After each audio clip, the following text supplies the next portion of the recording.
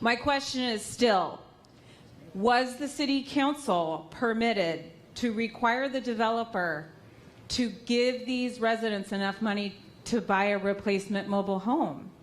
So I want to try to address that. First of all, I voted against the park closure, but my understanding is, if you're trying to get to the point... Mr. Mayor, I'm sorry. I have to read this. This is off of Tetro and Lopez's website right now. And it says, under notable cases, it says Dianza Cove HOA versus City of San Diego. And it goes on to say that the court, it says, including the court ordering the defendants to pay attorney's fees. Wait. Instead of the roughly $4,000 per home that the city originally offered, the court judgment resulted in an average payout of over $75,000 per home. That's what the website says. That's their website. So, hold on. I want to try to address. I want to try to address the point. Could the city council? We could have told the developer. If the question is, could we have asked the developer to give each of you $1 million? Yes, we could have done that. If that's the question, we could have asked them to give each of you $1 million. But what the developer would have said is no.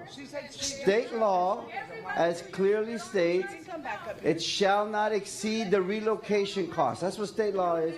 We would have been in a lawsuit, and that would have been the amount. Avon did not. So go ahead, ma'am. Ask your question. Hi, my name is Lisa Cameron, and my brother lives in there. I also am a HOA president in another mobile home park. And to the attorney, let me say something to you.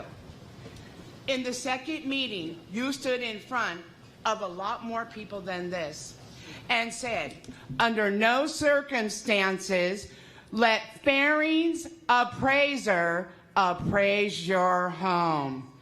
Because the city ordinance states that they have to use your appraiser. But guess what? Your appraiser is 70 years old. It's the middle of a pandemic, and he said he couldn't go out. So you used Fairings appraiser, the appraisal, gave it to him, he upped it up a few million. Woo. Follow your ordinance before you go against our attorney. Because everybody in this room will be behind our attorneys. And you just showed a lot of disrespect to her. And that's unfortunate. Now, my next question is, why? In the thing, it states that you look at the thing and you accept it or not. I've been in this community for 18 years. And there was a time that this council cared about their residents and would have never allowed this to happen because it was a drive-through city. But now Faring came in, he's got money, let's put it in everybody's pocket. And that's sad. So shame on the city of Carson. Because it was a drive-through city, and we all know that. And these residents right here helped build this city, and they put all of you in office.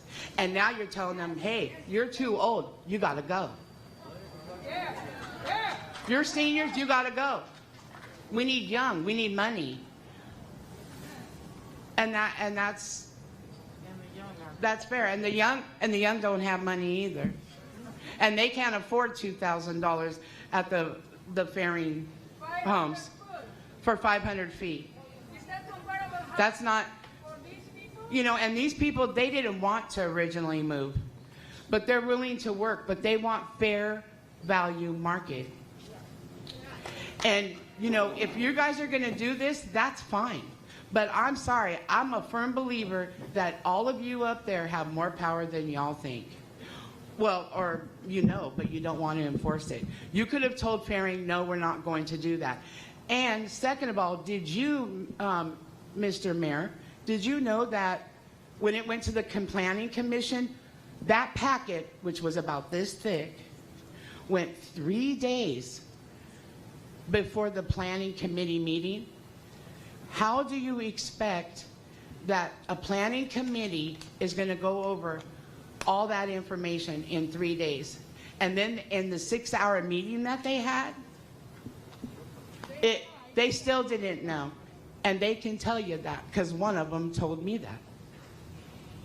So it's time for you guys to stand up for your residents and stop worrying about who's getting in office. Because guess what? Every one of you are in office now. Yes. Thank you.